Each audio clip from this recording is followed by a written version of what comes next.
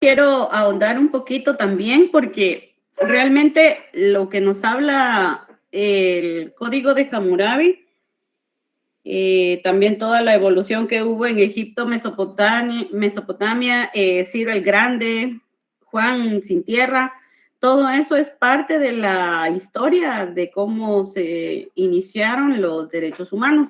Entonces tengo aquí un pequeño resumen para que lo tengan en cuenta, porque les va a servir de conocimiento. Entonces vamos a empezar con lo de la evolución. En Egipto, en 3000 años antes de Cristo, se dice que existía el libro de los muertos, donde se estipulaban determinadas notas que conllevaban a la existencia de ciertas normas de conducta que motivaban el bien común. En Mesopotamia, en el siglo XVII antes de Cristo, se encontró el Código de Hammurabi, específicamente lo que estábamos hablando el día de ayer.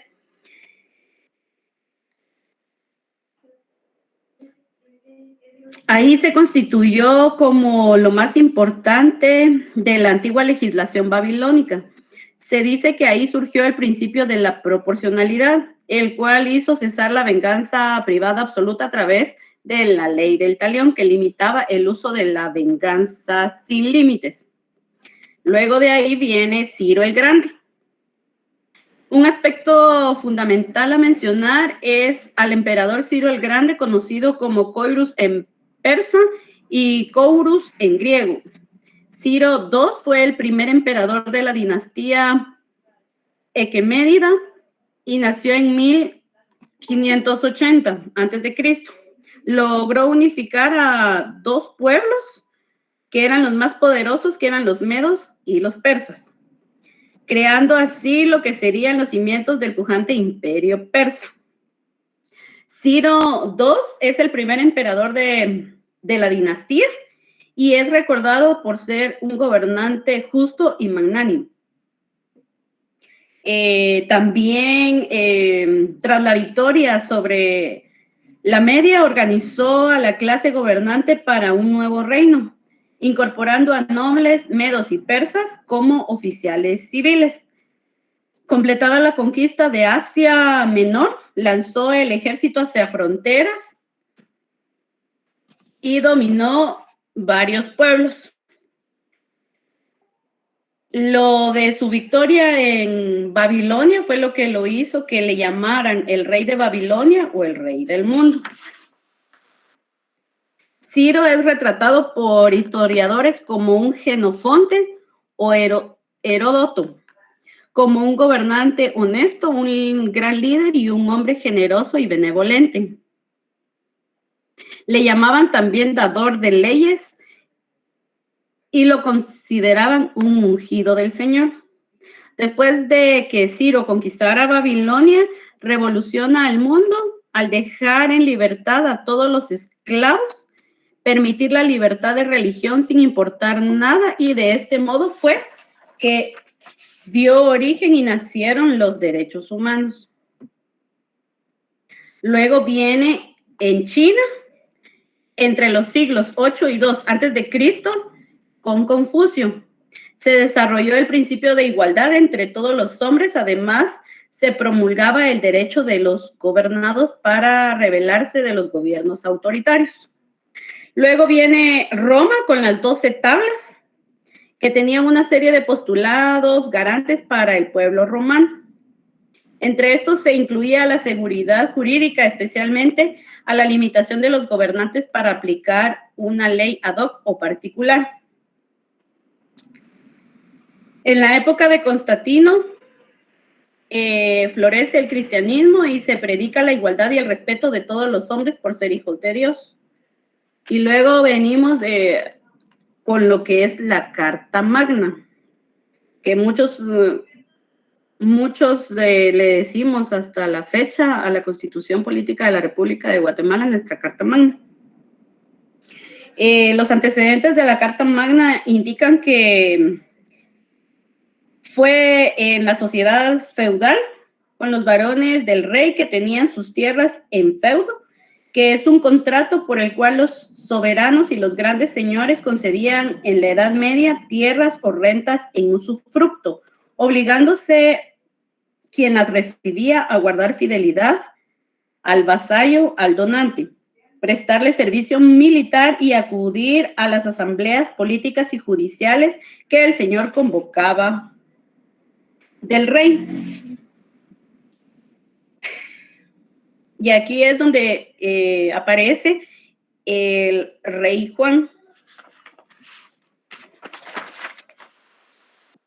El rey tenía el derecho, si quería, de vender al mejor postor al heredero, si era menor de edad, a las viudas, y entonces también podría vender a las hijas en matrimonio. El alcance de la extorsión y el abuso en este sistema, si no fue aplicado benignamente, era evidente y había sido asunto de muchas quejas, mucho antes de que estuviera el rey Juan en el poder. En enero de 1215, tras una considerable discusión, un grupo de varones exigió una carta de libertades como un resguardo contra la conducta abusiva del rey, y los varones redactaron un documento que le llamaron los artículos de los varones, que enviaron al monarca para que la sancionara con el sello real.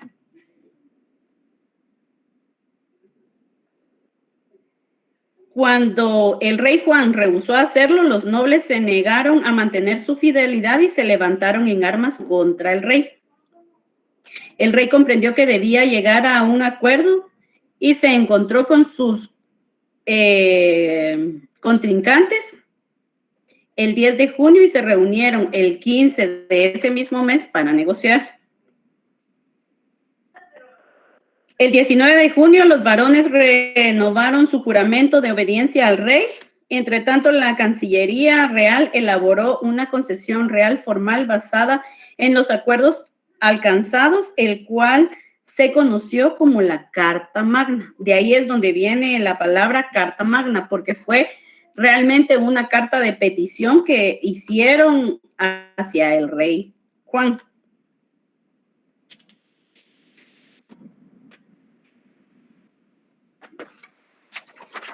La importancia de la Carta Magna de 1215 surgió como una forma de limitación al poder absoluto del rey a favor de comerciantes y artesanos.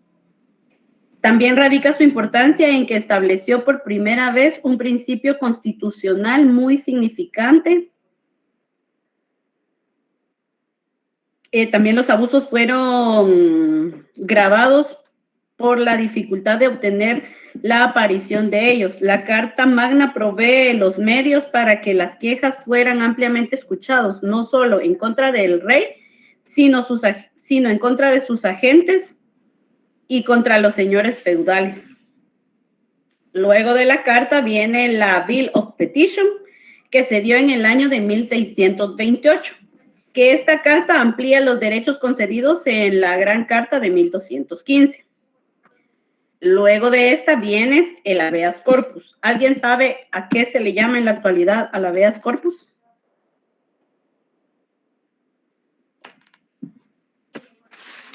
¿No? La exhibición personal. Exactamente. Muy bien. Sí, a la exhibición personal. Dice que esta se realizó en el año de 1679. Se garantiza la libertad corporal, donde el ciudadano cuenta con un mecanismo de protección en contra de las detenciones arbitrarias. Este es un principio para evitar cualquier privación de libertad sin orden judicial. Dentro de la Carta del habeas corpus se estableció el principio de non bis in idem. ¿Alguien sabe qué significa non bis in idem? Hasta la fecha también esto está vigente. No juzgar dos veces a una persona por el mismo delito, licenciada. Exactamente. El cual consiste en la imposibilidad de juzgar dos veces a una persona por un mismo hecho.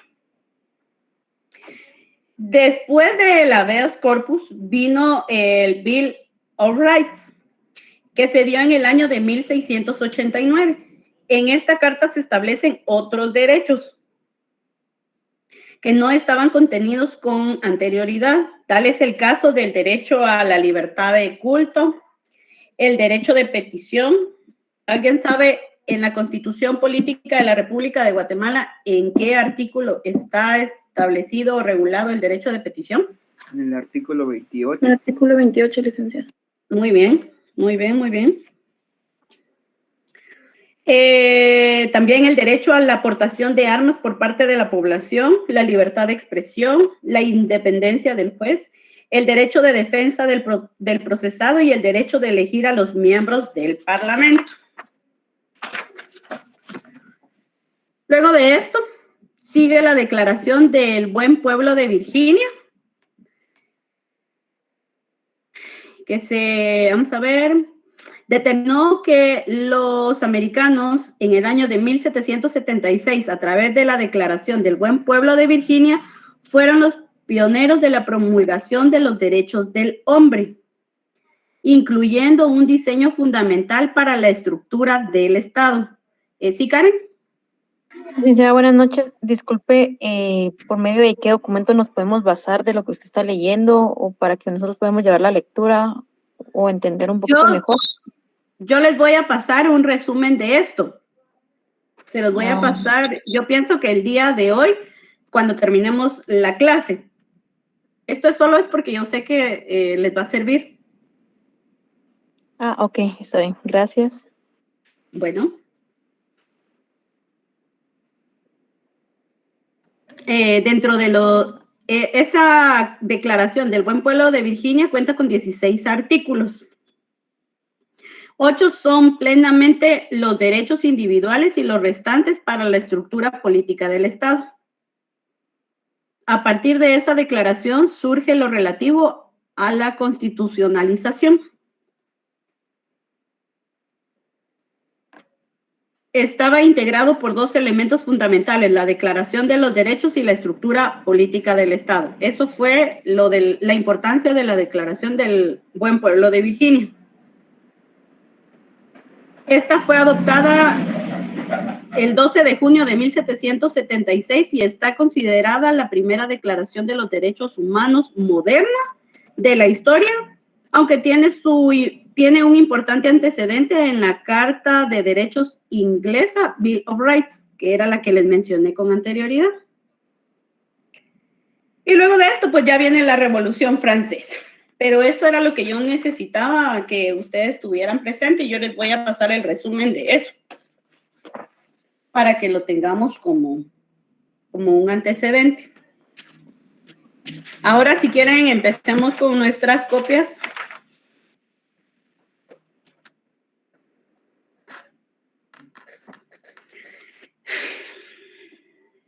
Nos quedamos en la página 6, en donde dice de entre los clásicos.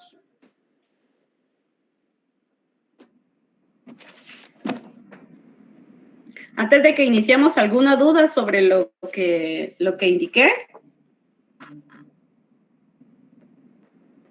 ¿No? Bueno, empecemos entonces. De entre los clásicos, una postura opuesta es la representada por Carlos Marx y Federico Engels, en la conocida obra de Engels, el Anti-During. En el capítulo referido de la moral y el derecho, afirma Engels que aquí se ofrece a manera de paráfrasis. Las normas jurídicas forman parte de la superestructura de la sociedad y constituyen pautas que tienden a reafirmar el dominio de una clase social por otra. De este modo, el Código de Napoleón de 1804 no es más que la forma de proteger la propiedad burguesa. Es decir, que en consonancia con Marx, se visualiza al derecho como un instrumento más de dominación de clases sociales y formando parte de la superestructura de la sociedad. Y así como el Estado es instrumento de dominación, lo es también el derecho que Transuntan los mandatos normativos la decisión de los que mandan. Por ello, el derecho aparece como un medio de conflicto de clases que es una ley del marxismo, según surge del Manifiesto Comunista de 1848. Explica que muchos autores actuales presentan la teoría marxista como una versión de la teoría del conflicto, que en tiempos recientes tienen nuevos exponentes. Por su parte, la Escuela Estructural Funcional de Talcott Parsons y Robert Merton incursionaron también en las funciones del Estado en la sociedad y su importancia en el mantenimiento del orden social, como dijera Merton en su obra Teoría y Estructura Social. Las funciones son las consecuencias objetivas y observables de los fenómenos sociales. Y en lo concerniente al derecho, este tiene la función de regular las conductas en el proceso interacción que torna previsible hasta cierto punto el comportamiento humano. Por ello, el ordenamiento jurídico tiene la función de articular los distintos subsectores de la estructura social general. En lo concerniente a la sociología crítica presentada por Hoymer, Adorno y más reciente por J. Habermas, se produce todo un planteo en la relación de la filosofía y las ciencias sociales que termina ingresando a las sociologías especiales. De ahí que el enfoque resulte interesante para la propia sociología del derecho.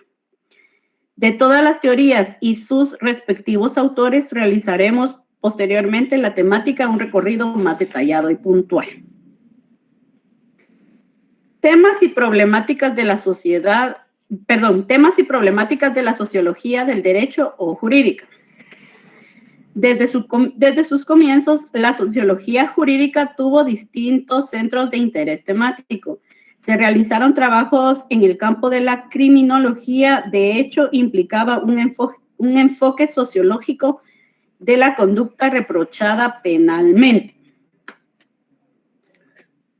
¿Qué consideran ustedes que reprocha el Estado en el área penal?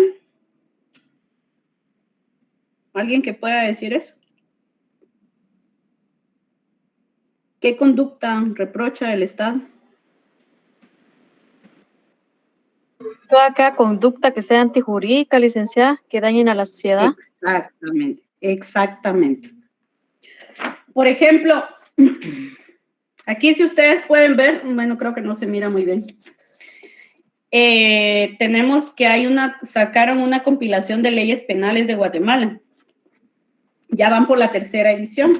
Y entonces aquí, por ejemplo, podemos ver cómo el Estado ha tratado de ir limitando y de ir estructurando toda la problemática ilícita, todos los delitos, faltas que se cometen. Por ejemplo, en un principio existía el Código Penal y el Código Procesal Penal. Dentro de la compilación de leyes penales de Guatemala, ahora, aparte del Código Penal y el Código Procesal Penal, tenemos la ley contra la defraudación de contrabando aduanero. Tenemos la ley forestal. Tenemos la ley para prevenir y reprimir el financiamiento del terrorismo. Tenemos la ley de armas y municiones. Tenemos la ley contra la narcoactividad. Ley contra la delincuencia organizada. Ley para prevenir, sancionar y erradicar la violencia intrafamiliar. Por ejemplo, la ley para prevenir y sancionar la violencia intrafamiliar, al momento de hacer estructuras y establecer qué tanto se estaba previniendo con esa ley la violencia que había en cuanto a la mujer, los legisladores establecieron que no era suficiente Y por eso después veníamos con la creación de la ley contra la violencia sexual, explotación de trata de personas, ley de femicidio. También vimos lo de la regulación con todo lo de la tecnología y entonces viene la ley de terminales móviles que habla específicamente de los celulares. Ley de aduanas, ley para la protección del patrimonio cultural, ley de contrataciones del Estado, ley de migración. Entonces, así es como el Estado va estructurando conforme va avanzando toda la problemática y la crisis social que se vive en la actualidad. ¿Alguna duda hasta el momento? ¿No? Bueno, en la actualidad existe un mayor espectro de temas que interesan a la sociología jurídica, ante todas las relaciones sociales entendidas como las conductas que tienen en cuenta la actitud y la conducta de otros. En ciertos aspectos se encuentran alcanzadas por la regulación jurídica. Regulación jurídica como la que acabamos de establecer. Así, la relación entre vendedor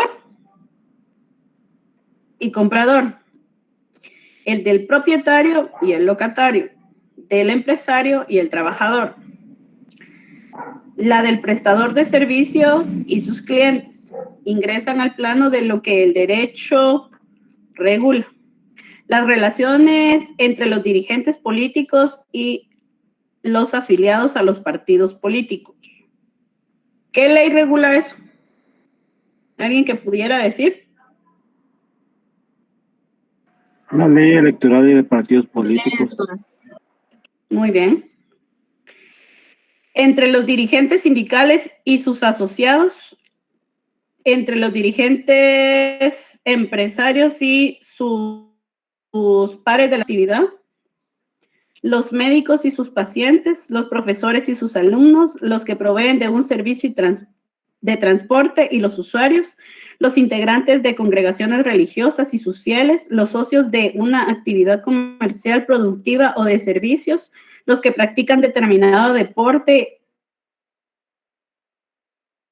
y sus compañeros de equipo o rivales, las relaciones entre cónyuges y familia, las relaciones entre padres e hijos, las relaciones entre hermanos, las normas que regulan el matrimonio, el divorcio y la separación de hecho, la normativa que regula las sucesiones, el testamento, las donaciones de bienes, la cesión de derechos. ¿Todo eso dónde está regulado?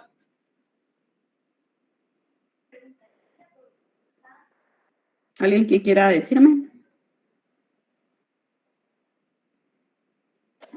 ¿No? En el derecho civil. Muy bien, Brandon.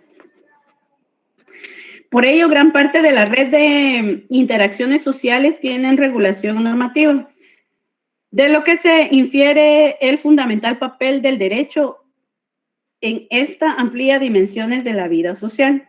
Otro aspecto que constituye una categoría sociológica ineludible es la de la estratificación social, es decir, de grupos jerárquicos que conforman la sociedad por clases sociales o grupos de estatus. A menudo tienen regulación normativa. De inicio, el estatus atribuido está regulado jurídicamente, al igual que los derechos y deberes de los padres con sus hijos. Igual situación se da en lo referido a las relaciones de marido y mujer en la ley del matrimonio civil, pautas de sus aspectos centrales, la determinación de los salarios de los trabajadores y las condiciones de su desempeño provienen de las convenciones colectivas que son homologadas por decretos, que es una norma que emana del Poder Ejecutivo. La burocracia en la moderna tipología del tipo de dominación racional legal, en la terminología de Weber, se rige por normas de procedimientos administrativos para otorgar certidumbre a la prestación del servicio. El impuesto a la renta o ganancias del empresario o profesional autónomo está amparado por una ley. El concurso de acreedores de una empresa en cesación de pagos tiene su propia normativa, al igual que la quiebra. Los mercados de bienes y servicios, el control de calidad de los productos, los mecanismos que regulan la prestación de candidaturas para los cargos o roles del Estado, el mecanismo de elección y el sistema electoral tienen un conjunto de pautas normativas que establecen criterios de aplicación de la selección de los representantes. Las prácticas del despido y el preaviso al trabajador, la indemnización y sus montos, los conflictos colectivos de trabajo e instituciones como la conciliación obligatoria, etcétera. Estos últimos, ¿en dónde se encuentran regulados?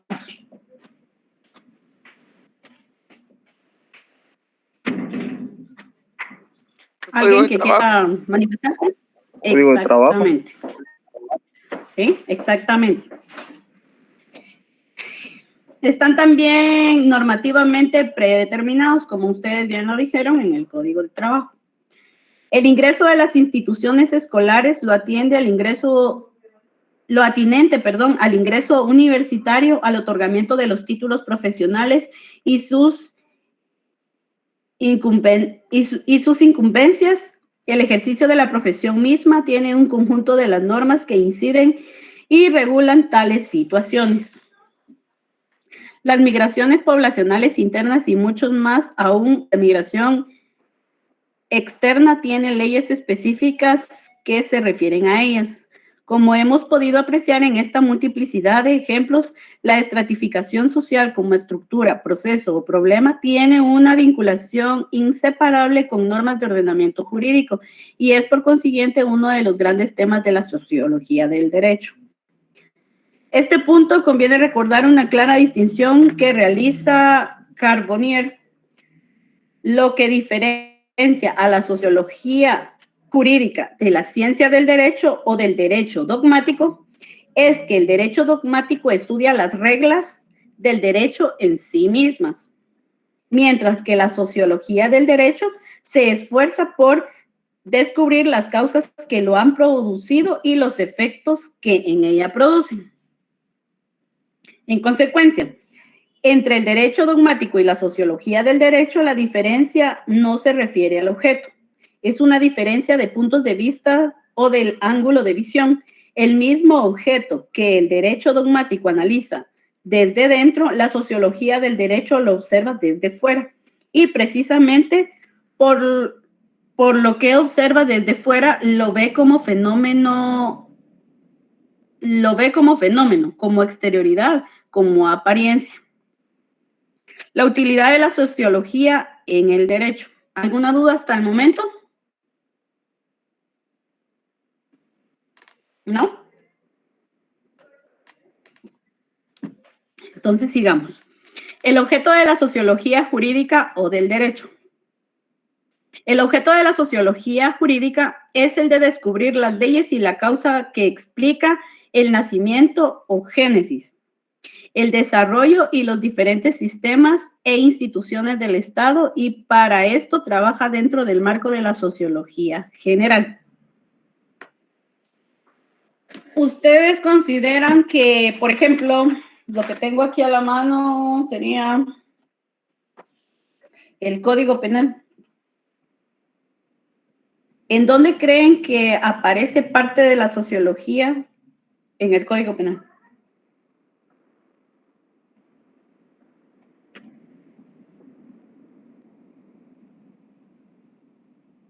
En donde están los considerandos, porque ahí se explica el por qué, la necesidad de la creación de esta ley, de este decreto.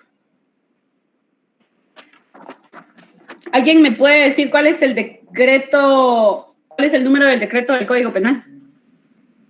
1773. Muy bien, muy bien. Continuemos. Tareas de la sociología jurídica. Según Roger Pinto, estas se reducen a 3. La génesis de la noción de la norma jurídica, la génesis y desarrollo de la reglamentación de las diversas categorías de conductas sociales y el papel personal autorizado y especializado en el campo del derecho. En la génesis de la noción de la norma jurídica es el origen, evolución y diferenciación de los modos de creación del derecho. Ahí volvemos a tocar el tema de ayer, que era la costumbre, jurisprudencia y legislación. ¿Cuándo se causa jurisprudencia? ¿Alguien sabe cuándo se causa jurisprudencia en la Corte de Constitucionalidad? Cuando hay 3 fallos en el mismo sentido. Muy bien, Brian. Orígenes del desarrollo de las estructuras sociales. Constituciones, estatus jurídicos, colectividades e individuos, así como el origen de las relaciones políticas. 2. Génesis y desarrollo de la reglamentación de las diversas categorías de conductas sociales. Religiosas, éticas, estéticas, económicas, políticas, domésticas, etc. Las condiciones y los límites de efectividad de las normas jurídicas. El papel del personal autorizado y especializado en el campo del derecho. Volvemos también a hablar de lo que estábamos hablando el día de ayer. Aquí está, solo que ahora aquí tenemos los legisladores, jueces, administradores, consejeros jurídicos y prácticos del derecho. La sociología jurídica estudia al derecho, o sea, a las instituciones y a las prácticas jurídicas como una realidad objetiva y lo trata como si fuera otro fenómeno social. Para esto tiene que A. Determinar el hecho. B. Estudiar la génesis de las reglas del derecho. C. Distinguir los tipos de organización jurídica. D. Analizar las nociones fundamentales del derecho público y privado. E. Examinar la evolución de esas nociones y observar la evolución del derecho como un todo. Las ciencias auxiliares. La sociología jurídica y la sociología general están íntimamente ligadas al usar los mismos métodos de investigación como son la estadística, el sondeo, las encuestas y el método histórico comparativo para estudiar los hechos y los fenómenos sociales. Asimismo, se puede mencionar algunas ciencias auxiliares tales como la economía, la psicología, la política, la comunicación, la antropología, entre otras, ya que no existen barreras para ligarse. Las otras ciencias estudian los fenómenos naturales, los cuales se dan sin la participación de la mano del hombre. La sociología jurídica estudia los fenómenos sociales. Por esto es necesario saber la definición de la palabra fenómeno. Fenómeno viene del griego painomenon, y significa lo que aparece, es lo que se manifiesta, aparece o se hace patente por sí mismo en el orden físico, social y psíquico. Fenómeno social. Son los hechos que se hacen patentes en la realidad social y que son objetos de la observación empírica. Definición de social. De latín socios, que significa compañero. Por ejemplo, ¿ustedes recuerdan el caso del conductor del tráiler que mató a varios en el puente de San Cristóbal? Pues ese caso estuvo allá en el juzgado y pues mucha gente tenía como que la visión de la irresponsabilidad del conductor del tráiler. Sé que aquí no podemos llegar a un consenso porque van a haber personas en contra y van a haber personas a favor. Pero la situación que se da en este caso es que tenemos varios estudiosos del derecho que establecen que al momento en que usted como persona decide que va a conducir un vehículo, ya sea moto, ya sea carro, ya sea un tráiler, una camioneta. Desde ese momento, desde el momento en que usted se sube a un vehículo, automáticamente usted ya está predispuesto a que en cualquier momento, si usted comete algún tipo de error o negligencia, está propenso a cometer el delito. Desde el momento en que usted sube al vehículo y maneja. Entonces, desde ese punto de vista, se establecía con el conductor. Otra teoría que se manejó con ello fue que él venía sin frenos,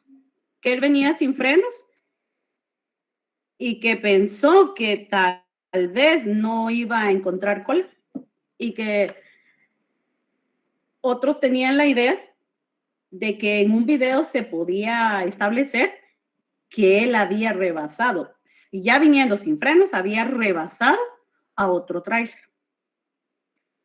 Unos decían que posiblemente era porque consideró que su vida iba a ser o iba a tener más perjuicio al chocar con algo más fuerte o de la misma forma. Pablo dice que las empresas muchas veces dan poco mantenimiento a ese tipo de trailers o de cabezales, como le quieran llamar. Sí, es muy cierto. Pues unos decían que había actuado con imprudencia al momento de tratar de rebasar a ese otro trailer. Al final se pudo establecer que realmente el vehículo, tal como decía el compañero anteriormente, no había tenido el mantenimiento o todo lo que requiere el vehículo. Entonces, ¿qué tanto es atribuible el mantenimiento o el buen estado del vehículo al simple trabajador que únicamente estaba obligado a trabajar en el vehículo que le había dado el patrón? Entonces son situaciones que realmente uno a veces sí se pone a pensar, porque qué tanta es la responsabilidad, pero también qué tanta es la responsabilidad del dueño o del empresario. Otro caso, por ejemplo, ustedes vieron el día de ayer, si no estoy mal, ayer o antier, que estuvo saliendo lo de el hombre que le estaba pegando a la mujer afuera de la casa y que ella se estaba agarrando del aro de la llanta. ¿Sí lo vieron? Sí, por Misco, licenciado. Exactamente. Entonces, por ejemplo, habían situaciones que se pone a pensar o que se pusieron a pensar allá en el juzgado, por ejemplo. Una es, efectivamente, viralizaron el video y entonces, pobre la mujer, yo no acepto ni estoy a favor de la violencia. O sea, no, bajo ninguna circunstancia nadie debe de ser violentado en su integridad física, psicológica, no.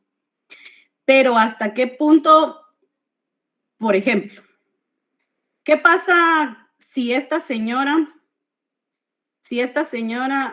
depende económicamente o es dependiente total del esposo?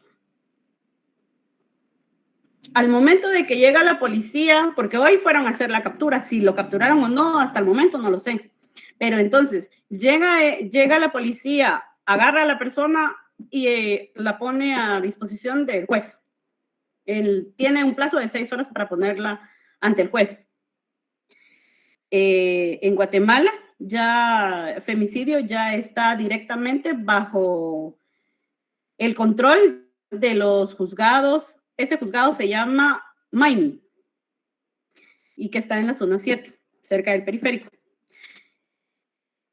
Entonces, lo ponen a disposición, viene el juez, escucha su primera declaración, lo liga a proceso por violencia contra la mujer en su modalidad física y posiblemente psicológica y le da prisión preventiva. ¿Qué es lo que pasa con esta mujer? ¿Por qué es que muchas mujeres no denuncian?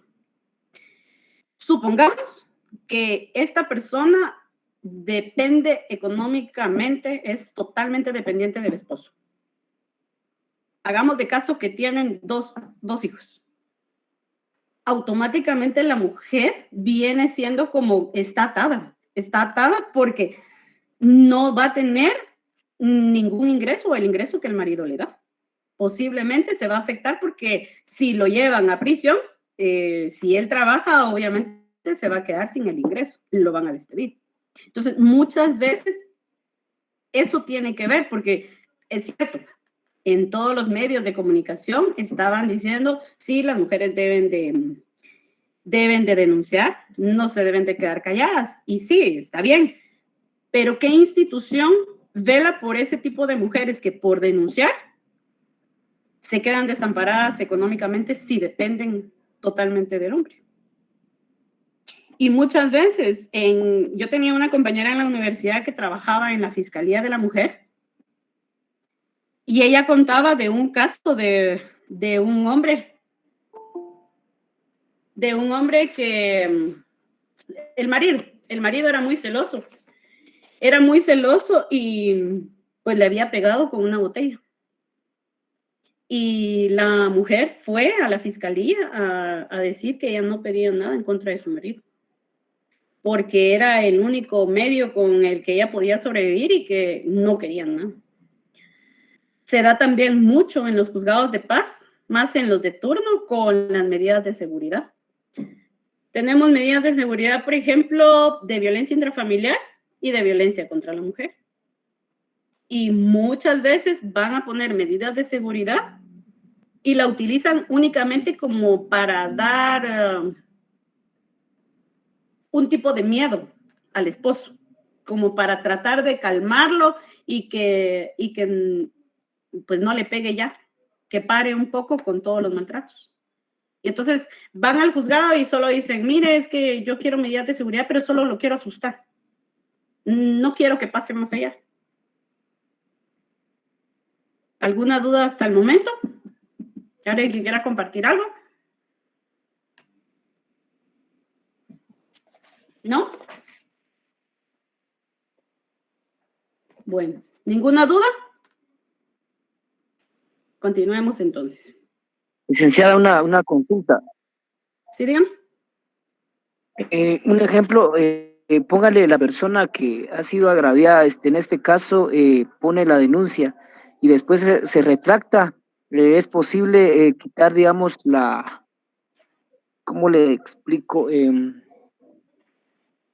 Se me fue la palabra, licenciada. ¿Las medidas o qué? ¿O la denuncia? Las medidas sustitutivas o precautorias que se le da a la señora, en este caso de la agraviada. O sea, puede ir al juzgado nuevamente a quitar eso para que su esposo se acerque nuevamente. Esa misma pregunta hizo Pablo. Miren, pues, no confundamos. Tenemos medidas precautorias, medidas de seguridad y medidas sustitutivas. Entonces, las medidas precautorias normalmente se dan cuando se presenta una querella y la persona teme que esta persona se vaya del país o que vendan las cosas. Entonces, para eso existe el embargo, el arraigo. Esas son medidas precautorias. No es lo que estamos hablando. Las medidas sustitutivas, esas se dan en el proceso penal y se otorgan después de ligar a proceso a una persona. Se discute sobre la probabilidad de otorgar auto de prisión preventiva o auto de medidas sustitutivas. Las medidas sustitutivas pueden ser arresto domiciliario, arraigo, la obligación de no salir del país sin autorización, el pago de una caución económica, etc. Y las medidas de seguridad que están regulados en la ley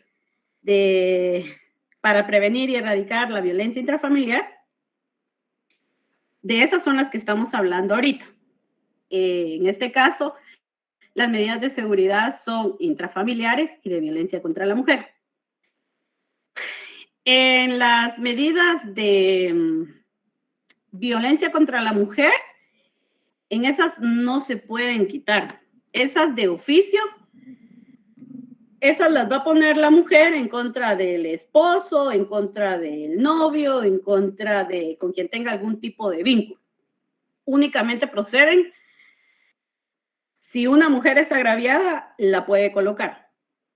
Es muy raro que un hombre llegue a poner medidas de seguridad y que las otorgue el juez, pero sí se ha dado el caso de que hayan hombres que quieran medidas de seguridad en contra de la mujer, pero a eso no se puede. Tenemos también las medidas intrafamiliares, que esas efectivamente, de esas sí se puede renunciar, se puede renunciar y normalmente tienen una vigencia de 1 mes a 6 meses. Ahora, las de violencia contra la mujer, el juzgado tiene como obligación remitir certificación de esa denuncia que está puesta como medida de seguridad al Ministerio Público. Sí, Marco, dígame. Licenciada, buenas noches. En base a lo que usted acaba de decir y explicar de que no se puede poner de un hombre hacia una mujer, ¿por qué no? Porque acuérdese que la violencia contra la mujer la ley únicamente protege a la mujer. Es que le preguntaba porque, por ejemplo, en el curso de civil del semestre anterior, la licenciada nos hacía referencia de que en la ley de violencia intrafamiliar no hace referencia a que la violencia sea de hombre a mujer o de mujer hacia hombre. Entonces ella nos explicaba de que sí, un hombre podría solicitar esas medidas porque pues se han dado casos en donde la situación es a la inversa. O sea, yo estoy de acuerdo con que su gran mayoría es del hombre hacia la mujer, pero también existen casos de la mujer hacia el hombre. Pero ahorita usted acaba de hacer una gran diferencia, porque usted dijo las medidas intrafamiliares. Uh-huh. Acuérdese que las medidas intrafamiliares no es lo mismo que violencia contra la mujer. No sé si me agarra por dónde estoy. Sí, es que yo lo tomé en base a esa cuestión de la violencia intrafamiliar.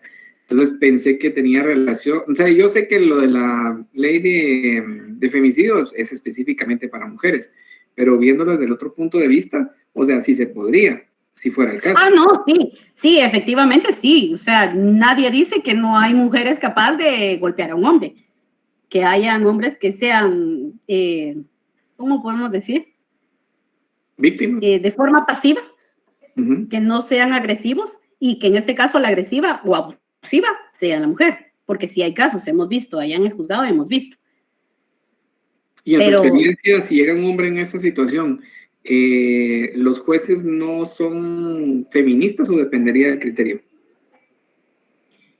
No, fíjese que no. En este caso, en Misco, por ejemplo, cuando llega un hombre a poner medidas de seguridad, lo escuchan. Si consideran que es procedente, las otorgan. Pero no he visto que... Bueno, es que normalmente el hombre es machista y es de 100 hombres llegarán tal vez, a lo mucho, unos 10 a poner medidas de seguridad por lo mismo que se duda de sombría. Claro. Gracias, licenciada, muy amable. Muy bien. Karen, dígame. No, licenciada, se puso mi manita. Ah, bueno, entonces, Jennifer. Pues yo pienso que las medidas de seguridad son útiles, pero son también un arma de dos filos, porque en algunos casos algunas mujeres los han utilizado, como usted dice, solo para asustar a su conviviente y pues siguen en la misma situación, ya sea por dependencia económica, emocional u otras razones, ¿verdad? Y lastimosamente, teniendo como antecedente esto, los juzgados también ya no les creen a la primera, por decirlo así, a cualquier mujer que llegue. Por ejemplo, yo conocí un caso en San Antonio, Aguascalientes, que la violencia era psicológica. Entonces, esta mujer quiso ir a denunciarlo a la policía y lo primero que los policías le preguntaron es que si tenía marcas, moretes, o algo que fuera como grave para que fuera creíble. Ajá, entonces, pero al final le tomaron su declaración, pasó al juzgado Y también en el juzgado pasa mucho eso de la revictimización, ¿verdad? Volver a contar todo a tantas personas. Y pues al final pasó al juzgado, les dieron las medidas y como usted dice, pasó al Ministerio Público. Pero el Ministerio Público lo único que hizo fue que como era violencia psicológica, solo fue una llamada de tal señor se ha acercado a usted a hacerle daño físico o psicológico. Si no, pues entonces ya van a vencer las medidas y cerramos el caso. Entonces pienso que sí es un poquito difícil este tipo de situaciones porque hemos visto en algunos casos donde hay mujeres que aparecen muertas y luego cuando investigan tenían medidas, pero como no son tan estrictas, por decirlo así, en algunos casos, pues los hombres llegan a asesinar a sus parejas. Entonces, como todas las leyes aquí, creo que es un poquito difícil. Sí, bastante. Bastante. Por ejemplo, Pablo decía qué tan efectivas son las medidas de seguridad. ¿Sí, Mayra? Buenas noches, licenciada. Mire, una pregunta. ¿Usted ha visto casos donde, bueno, o qué pasaría si un hombre va a denunciar violencia al juzgado? Que sí, por ejemplo, sí pueden hacer algo para apoyarlo o algo así, porque yo que también hay mujeres que sí tal vez, bueno, puede ser físico o psicológico, daño a un hombre. Entonces, mi pregunta es, ¿será que ir a un hombre a poner una denuncia de violencia, harán algo por él? Si quiere poner medidas de seguridad de violencia contra la mujer, no se puede porque él es hombre. Entonces, simple y sencillamente, el Estado únicamente sacó la ley de femicidio y únicamente protege a las mujeres. Únicamente. Pero sí le otorgan, normalmente lo que otorgan son las intrafamiliares.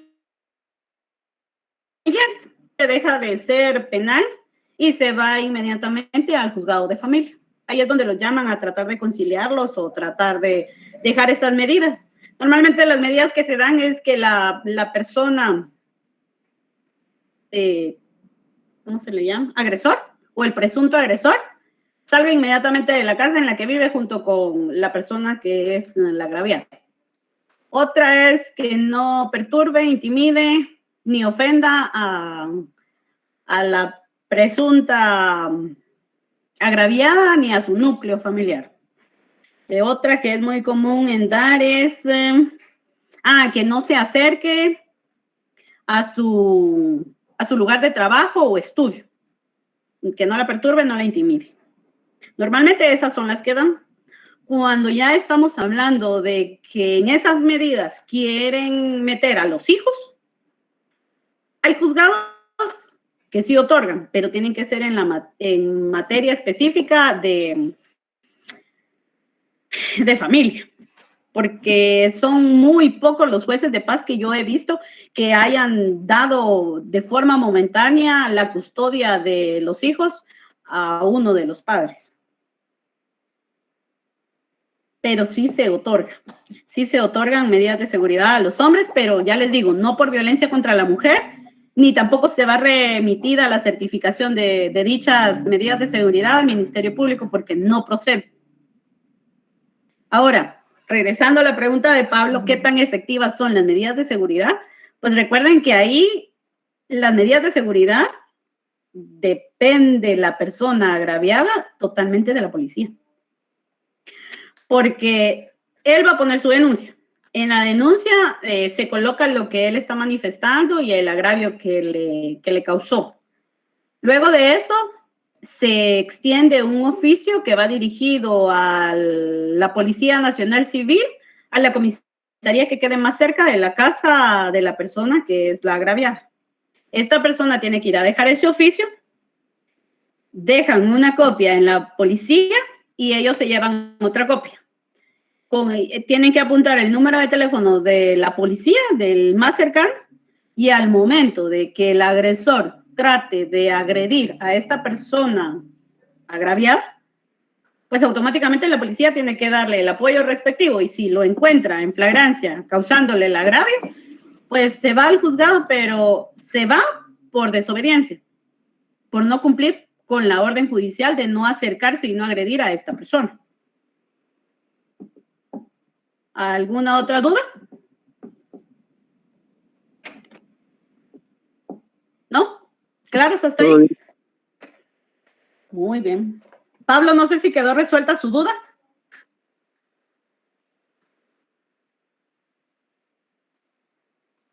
Sí, bueno, muy bien. Ay, continuemos, vamos a ver, vamos por la filosofía del derecho. De nada, Pablo, estoy a la orden. Dice, la ciencia del derecho ha recorrido un largo camino. Por ello, si nos basamos en la definición de Enrique Aftalion, diremos que el derecho es el conjunto de normas coercibles que regulan la convivencia humana en interferencia intersubjetiva. Se trata, pues, de un conjunto de normas o juicios imperativos que reglan vínculos entre personas y que por definición son coercibles. ¿Qué quiere decir que son coercibles? ¿Alguien que me diga? ¿No? Coercibles quiere decir que el Estado tiene el poder de obligarlos a cumplir con eso. Es decir, que su cumplimiento trae aparejada una sanción de cumplimiento de la obligación aún en contra de la voluntad del obligado, lo que implica que toda sociedad medianamente civilizada tiene un sistema de normas que regula la convivencia social y que ha sido establecida por el poder legítimo para resolver todo tipo de conflictos que en la convivencia cotidiana puedan presentarse. Para ayudar a consolidar un orden social y tornar previsibles las conductas. De ahí la conocida expresión de los romanos ubi societas ubi ius o jus, expresión latina que traducida significa donde hay sociedad hay derecho. Y si bien la discusión es muy vasta respecto del objeto, adoptamos el criterio que el mismo es la norma como mandato imperativo de la conducta que posee una estructura lógica. En consecuencia, el científico del derecho estudia normas o un conjunto de normas positivas y vigentes en una sociedad y tiempo determinado. Esta era distinción del filósofo Emmanuel Kant cuando señalaba que para el científico del derecho la preocupación pasa por el quid jus. Esto es que es el derecho aquí y ahora. Para el filósofo de la disciplina, la pregunta es el quid iuris. O sea, que es el derecho en todo tiempo y todo lugar, es decir, su esencia universal. ¿Qué normativa nosotros tenemos a nivel universal? ¿Alguien que me pueda decir?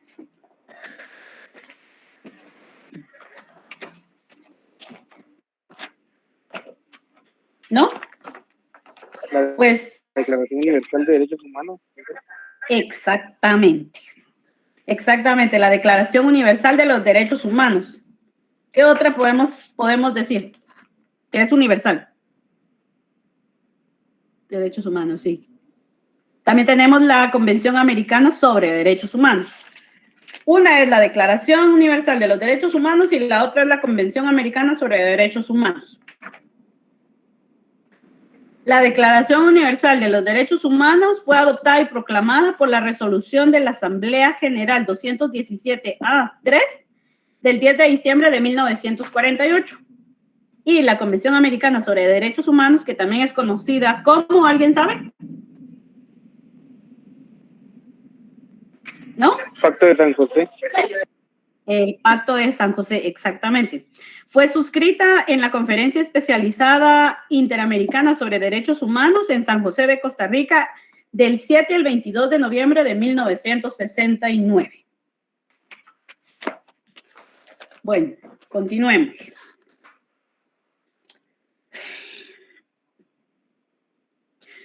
También la Convención Belén do Pará.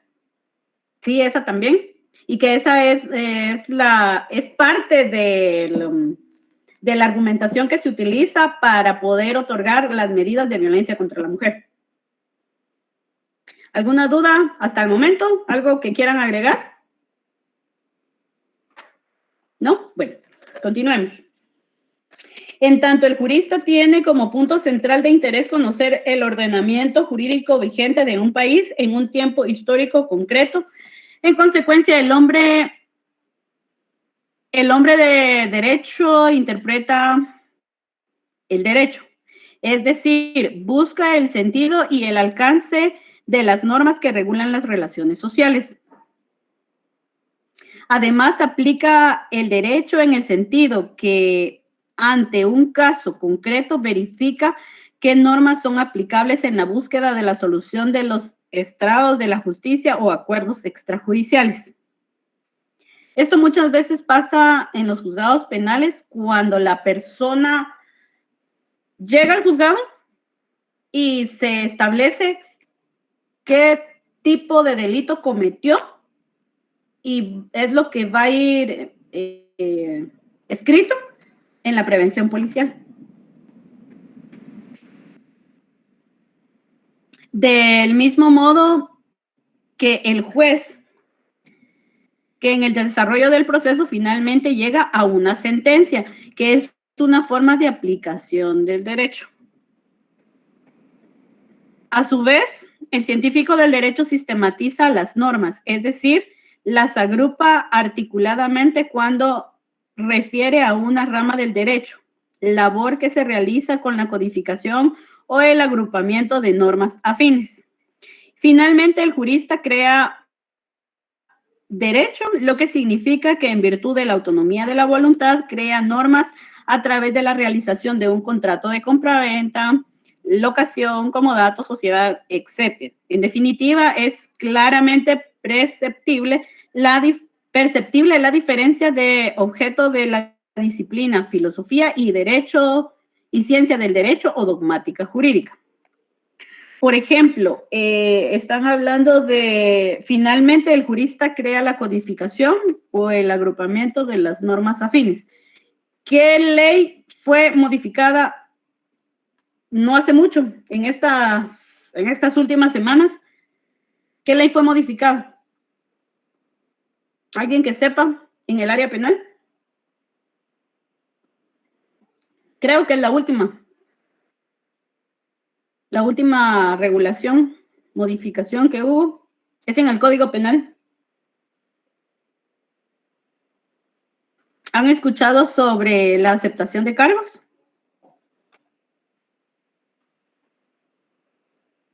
¿No? No, ninguno. Bueno, pues la aceptación de cargos es un procedimiento nuevo que amplía el artículo 491 y crea 491 bis, ter, quater y es un montón, pero específicamente habla de la aceptación de cargos. Y es como un beneficio que se otorga a los delincuentes primarios y a ciertas normas. ¿Sí, Karen? Licenciada, según yo escuché de esa ley que no puede ser aplicable al delincuente que reincide. Sí, a los reincidentes no. Ajá, solo tiene que ser a delincuentes primarios, o sea, el que delinque por primera vez. Exacto, sí había escuchado de la reforma. Exactamente. Y, por ejemplo, todo lo que tenga que ver con narcoactividad no se le da. Por ejemplo, les voy a explicar un poquito. En esa ley hay, vamos a ver, el beneficio se puede dar en cuanto a la pena. Y el beneficio es, por ejemplo, una persona que atropelló a alguien. Automáticamente va a conocer el juez de paz por la ampliación de competencia con los delitos menos graves. Entonces, ingresa al juzgado por lesiones culposas. Viene el sindicado y en la primera declaración le dice el abogado al señor juez que quiere el procedimiento de aceptación de cargos. Ahí significa que los únicos medios y por lo que él va a ser condenado es por lo que aparezca en la prevención policial y los pocos medios que el Ministerio Público haya logrado conseguir. El juez está obligado a considerar la posibilidad de otorgar eso. ¿Qué pasa si se otorga el procedimiento de aceptación de cargos? El beneficio más grande que se da, si se da en la primera declaración, es que automáticamente la pena baja a la mitad. Por ejemplo, si la pena es de menos de 5 años, por ejemplo, se va a quedar de, hagamos de cuenta, 4. La pena automáticamente queda de 2 años.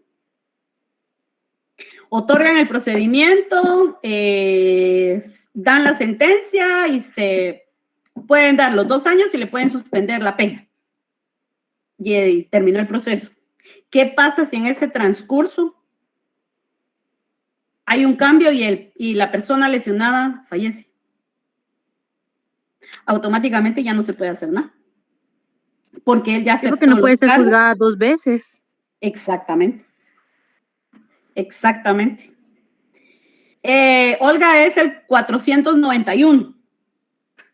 491. Yo me comprometo con ustedes de subir a Classroom y nos dieron, no es una ley, realmente no es una ley, sino es solo la modificación en el Código Penal del artículo 491.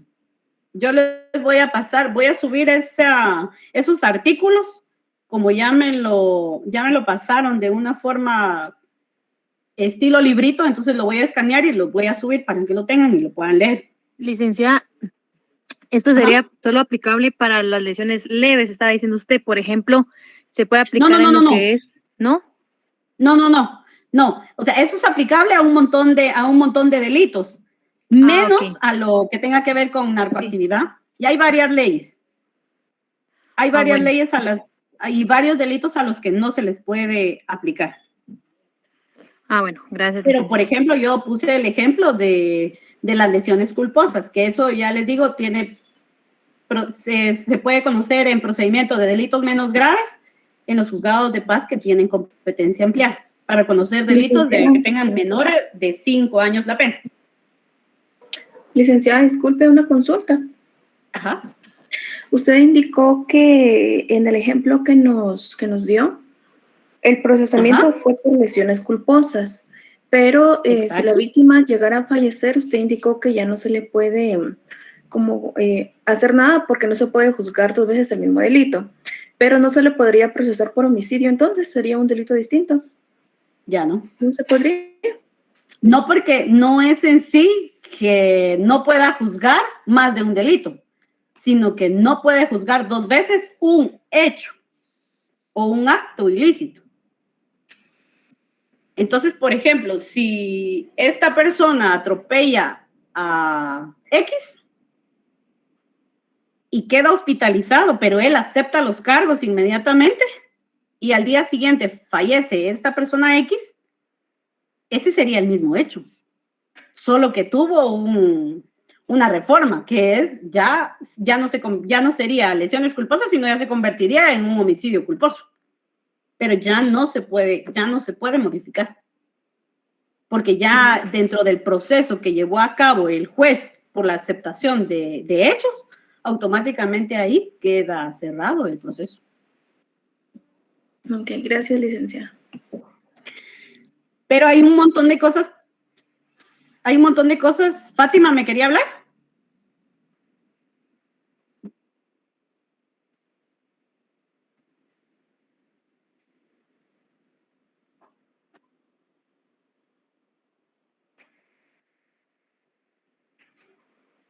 No le entendí, perdón.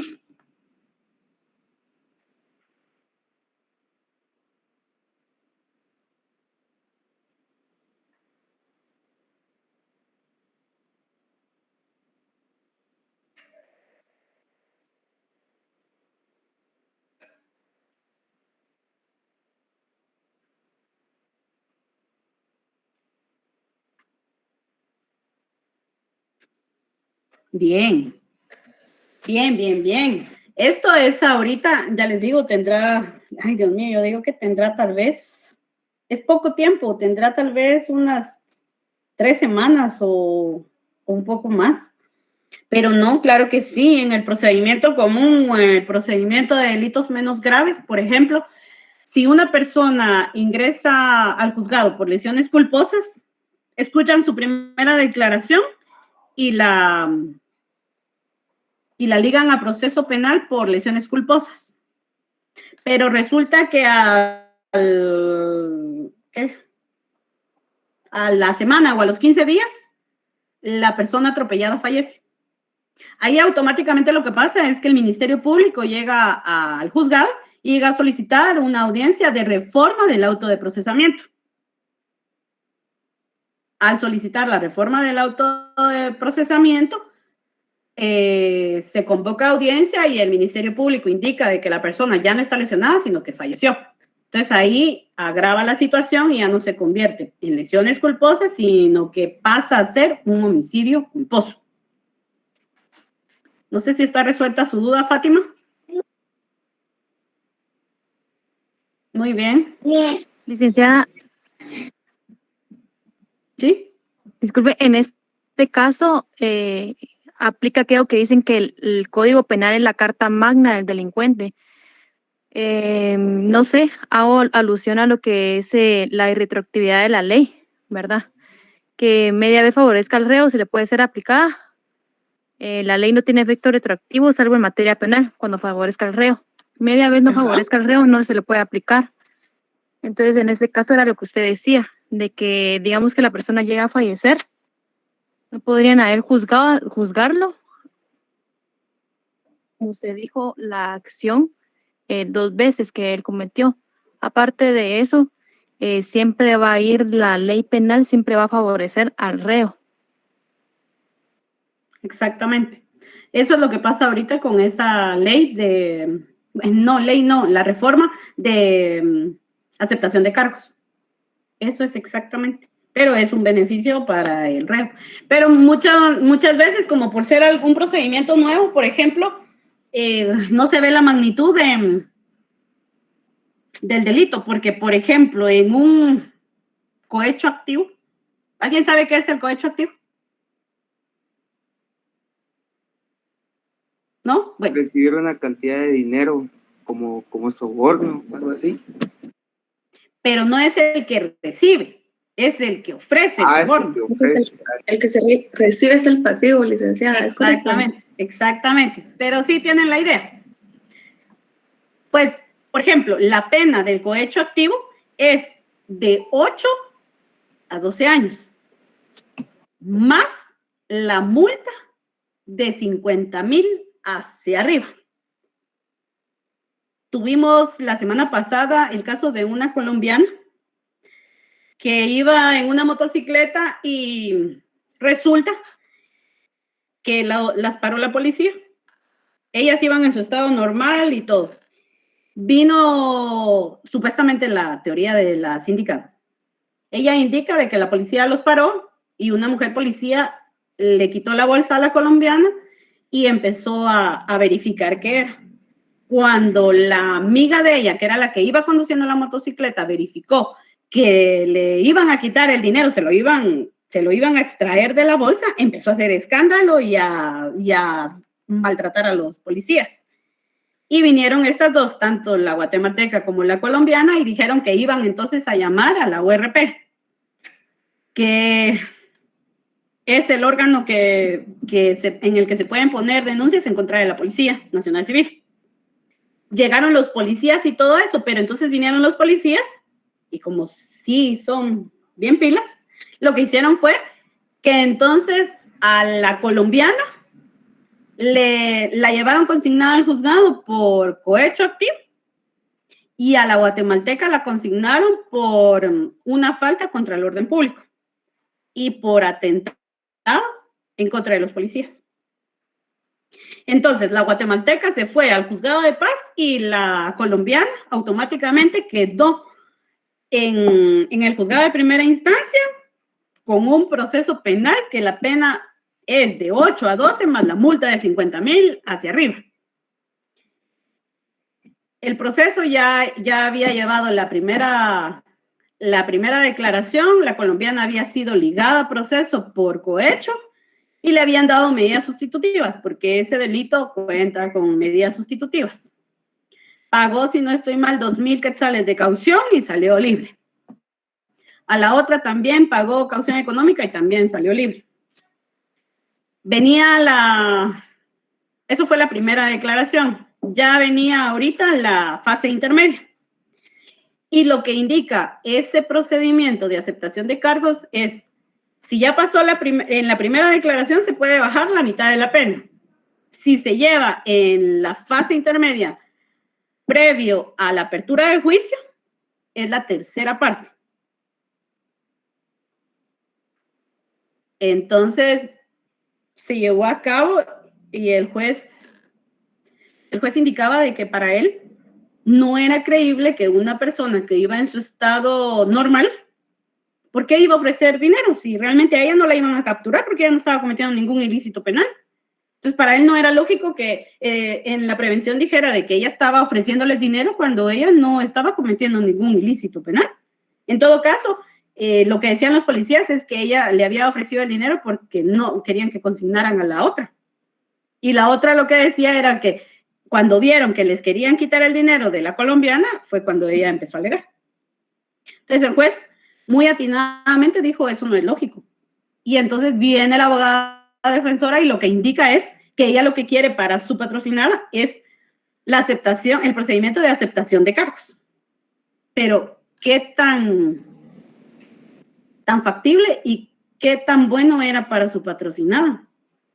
Realmente ahí no había ningún beneficio. Imagínense, estamos hablando de la tercera parte de una pena de 8 a 12 años, más la multa de 50,000. Entonces, hagamos de caso que ella son 8 años, iba a pagar la tercera parte, serían por así decirlo, un aproximado 2 años y medio de prisión, más la multa total de 50,000 quetzales. Vino el juez y dijo, no, eso no es conveniente porque realmente no es creíble lo que la policía está indicando. Y el juez lo que hizo fue sobreseyó el proceso. Que obviamente el Ministerio Público puede apelarlo, sí, puede apelar esa decisión, se va a la sala jurisdiccional y verá la sala si es creíble lo que dice la policía y que el Ministerio Público apoya o lo que el juez indica, que no es lógico para él. Pero si el juez viene y dice, sí, bueno, entremos al procedimiento, automáticamente la señora colombiana tendría que haber pasado 2 años y medio en la cárcel más la multa de 50,000 quetzales. Y la multa se tiene que pagar inmediatamente al dictar la sentencia. Estamos hablando de menos de una semana. Entonces, viendo hasta ese punto de vista, qué tan conveniente es y qué tan conveniente no es eso. Me da así como la pauta de que muchos abogados van a irse por este lado, ¿verdad? Cuando vean ya el caso perdido, sin ver si van a damnificar o no. Exacto. Sí, es un tema bastante completo, la verdad, eso, licenciada, porque... es complejo. Sí, la verdad que difícil, porque, bueno, ahí sí que para licenciados perezosos, pienso yo, ¿verdad? Sí. Pues fíjese que no es para licenciados haraganes, sino más bien eso va a beneficiar para abogados que tengan mucha agilidad y que les guste leer, porque hay ciertos delitos en los que sí es conveniente aplicar ese procedimiento. Por ejemplo, le estaba diciendo el de las lesiones culposas. Sí. Porque aunque la pena la pena aumente si él ya aceptó los cargos por lesiones culposas, aunque la víctima muera, automáticamente él ya quedó y ya se le dio el beneficio, y por lesiones culposas ya no se puede subir eso. Sí, así como en el caso de esta señora, pienso yo de que el licenciado tuvo que ir más allá, por eso le decía, porque Exacto. él tuvo que haber, no solo voy a dejarlo hasta acá y elegir el camino más fácil. A eso me refiero, tal vez como en parte, ¿verdad? No quiso realizar el trabajo completo y hasta el juez lo vio de esa forma, que la persona iba a salir damnificada.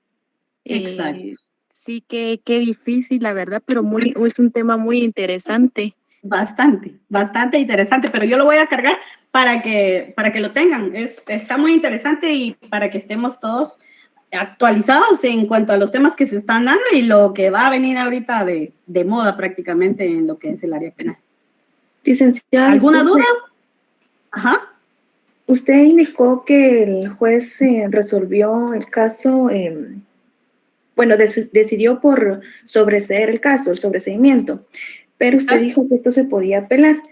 Tenía entendido que no. ¿En qué circunstancias se puede apelar?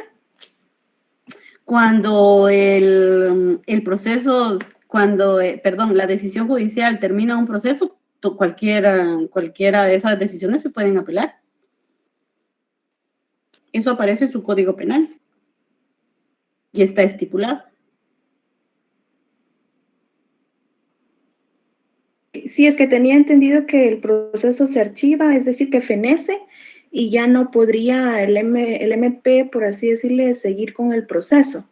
Únicamente si cambiaban las circunstancias, pues el hecho podría seguir, pero si el juez desestimaba el caso, que es algo, digamos, distinto que el sobreseimiento. Tal vez ahí está mi confusión, Lita, pero esa era mi duda. Bueno, mira, pues el caso cuando se sobresee y queda firme al tercer día, automáticamente el proceso queda cerrado totalmente y ya no se puede hacer nada por aperturar ese caso. Si pasan los 3 días y queda firme y el Ministerio Público no apela, automáticamente el proceso queda totalmente cerrado y nadie lo puede abrir. Muy bien, esa era mi duda. Si el proceso es desestimado, quiere decir que no hay medios suficientes para poder indicar que la persona cometió legal, el proceso ahí lo que hace es que se queda archivado, pero no quiere decir que se haya cerrado el proceso. Únicamente está archivado y en cualquier momento el Ministerio Público puede aportar nuevos medios de prueba y hacer el requerimiento para que el proceso vuelva a activarse. ¿Alguna duda? Licenciada, y disculpe, y así como si en la primera declaración hay los suficientes indicios o medios de prueba, y aún así el sindicato pide eso de la aceptación de cargos, en este caso, el MP ya no podría tener, no tendría la opción de los 3 meses que se le dan para investigar. No. ¿O cómo sería ahí? Es que automáticamente el Ministerio Público ingresa, ¿cómo se llama? El Ministerio Público automáticamente ingresa si es en la primera declaración y el abogado dice que quiere la aceptación de cargos, el Ministerio Público ingresa con los medios de prueba que haya logrado hacer. Por ejemplo, ¿qué le puedo decir? Vamos a ver. En el delito de portación de arma de fuego. Entonces, tiene que constar que no tiene licencia para portar arma de fuego. Y que eso en el momentito se le verifica, porque si la persona no carga la licencia, no. Entonces, ahí automáticamente es portación ilegal de arma de fuego. Entonces, el Ministerio Público ingresa con la prevención policial y el medio de prueba, que es la declaración de los policías, y automáticamente ahí, esos van a ser sus únicos medios de prueba, y la declaración del sindicato te va a decir, sí, yo cometí el delito, y sí, fue como dicen los policías, y entonces él es culpable. Si es para el juez, automáticamente ahí se dicta la sentencia y se impone la pena. Y ahí se cierra. Ya no hay plazo de investigación porque automáticamente va a decretar la sentencia en carácter condenatorio y la pena que impongan, ya sea que otorgue el beneficio o no de la suspensión condicional de la pena o no. ¿Alguna otra duda? ¿Quedó claro?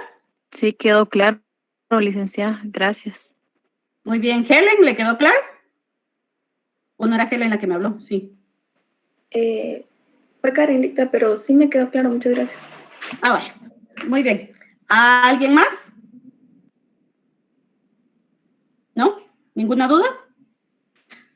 No sé si quieren que sigamos o lo dejamos hasta acá. Faltan 2 minutos para las 9. Vamos a ir a cenar, licenciada. Gracias. Muy bien. Bueno, entonces lo dejamos hasta acá. Lo dejamos hasta acá. Y mañana iniciamos entonces con la filosofía del derecho, que era el punto número 5. Que descansen feliz. Ay, no, mañana no, perdón, el otro jueves. Feliz fin de semana, licenciada. Perdón, pero es que ya estoy aturdida. Que descansen entonces. Feliz noche, buen fin de semana. Nos miramos el... Gracias, licenciada. Feliz noche. Feliz noche.